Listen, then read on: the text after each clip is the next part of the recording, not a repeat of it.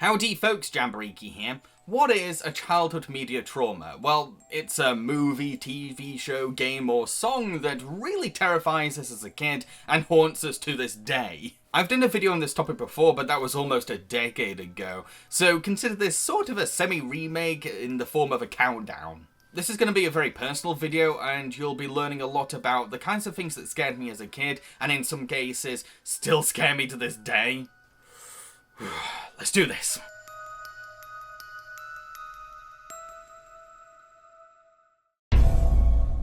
Okay, so for this one, I'm going to be including two things, because they're very similar, and I know a lot of British people are going to be like, wait, what? when I confess to this one. They're both BBC theme songs, but they're not the ones you're probably thinking of. The first one is Casualty. Now, with this theme song, anytime it played on TV, that was it. I ran upstairs. It was bedtime for me. That theme song really scared me as a kid. For those of you who don't know, Casualty is a British medical drama series. I can't really say anything more about it because I've never actually seen the show. But the theme song, it sounds like this.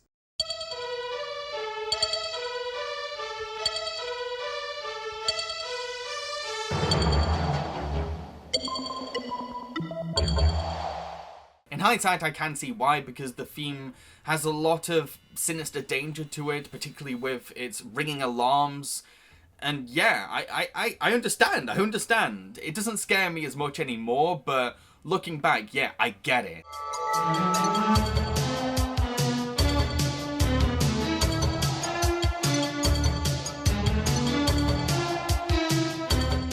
The other theme song is for a show called 999 Lifesavers. It's a dramatic reenactment show in which we learn stories about how certain people's lives were saved. It's a different case with this one though, because I genuinely love this show. I always tuned into it, but I still found the theme song to be pretty creepy. Same sort of reasons.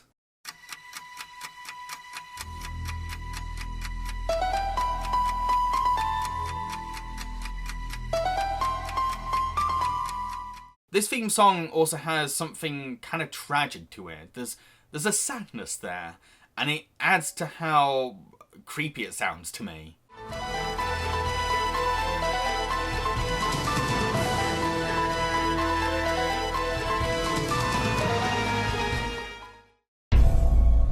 Okay, unlike the last one, this is a very common childhood media trauma. In the first Sims game, whenever a burglar comes into your house, the danger theme plays, and it sounds like this.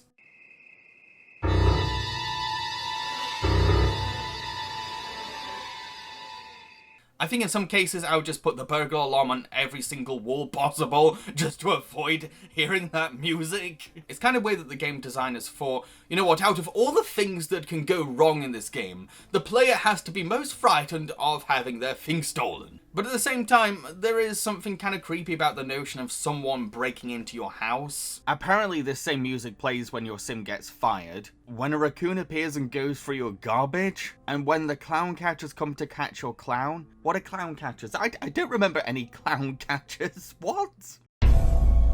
Growing up, one dream really stuck with me. In this nightmare, I'm in a house fire, but I get rescued. Unfortunately, my parents open up a box, and there's a little black thing there, they touch it, and they disappear. End of dream. Here's the weird thing though.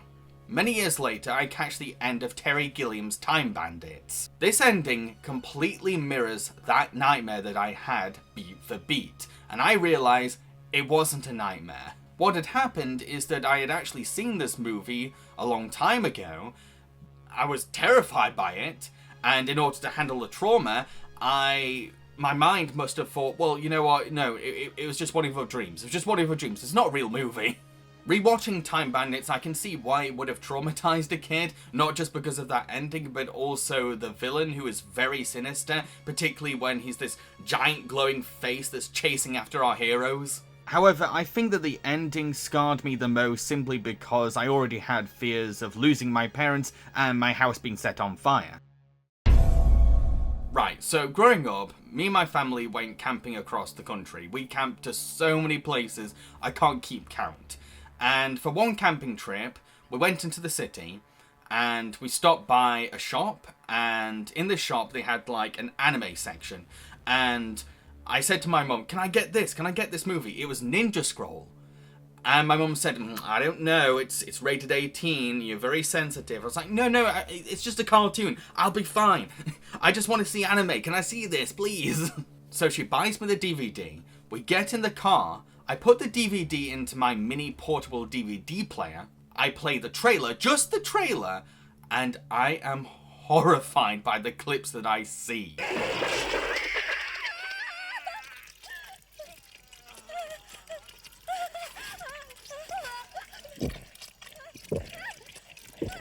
At that moment, I just slammed down my portable DVD player and was like, no.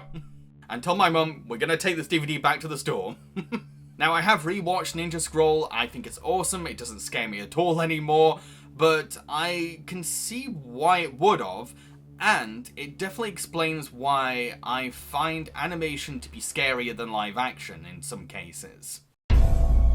My parents were very strict about the kinds of things I could watch. They particularly didn't want me to watch things rated 15 or 18. I was 15 when I asked to see Ninja Scroll, so it was a little easier to convince my parents to let me see an 18, even though it proved that I really wasn't ready. One time, I had a sleepover at a friend's house, and this friend's mum did not give a flying crap what her kids watched. And they insisted, they both insisted to me, we should watch Candyman. I was already creeped out about the idea of this killer that's summoned just by saying his name 3 times into a mirror. A mirror is a very common household thing. But the scene that sent me over the edge is when we learn of how a child was killed in the public toilets of a playground. Obviously, as a kid, that was going to tap into some very personal fears. I instantly thought, you know what, that could be me. I could be going to the playground one day, I pop to the loo, and then I'm dead. It was in that moment that I demanded the film should be turned off, and it was bedtime. But my friend had other plans, because when we were brushing our teeth, he turns to the mirror and goes, Candyman, Candyman. I'm like, shut. Good night. Just like with Ninja Scroll, I watched it again as an adult and found it pretty awesome. Doesn't scare me as much anymore. So growing up, my biggest fear was the very concept of death, and I had a lot of anxiety about it. I was always thinking, okay, I could die this way, I could die that way.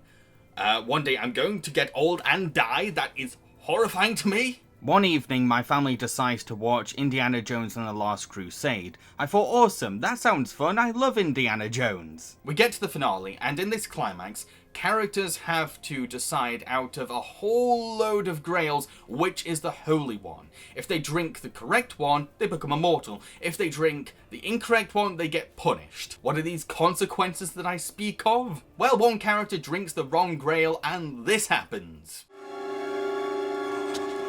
What is happening to me?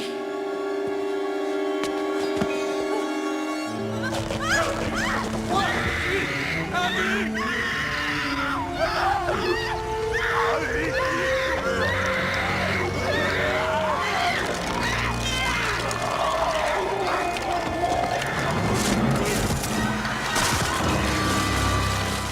Whenever Indy 3 ever came on again, I just switch off before the finale, and it's pretty much out of all the Indiana Jones movies, it's the one that I've watched the least. And making this video does mean that I'm gonna have to revisit this scene. Great! So those were my top 6 childhood media traumas. What are yours? Let me know in the comment section below, and don't forget to give that like button a click. Cheerio, folks!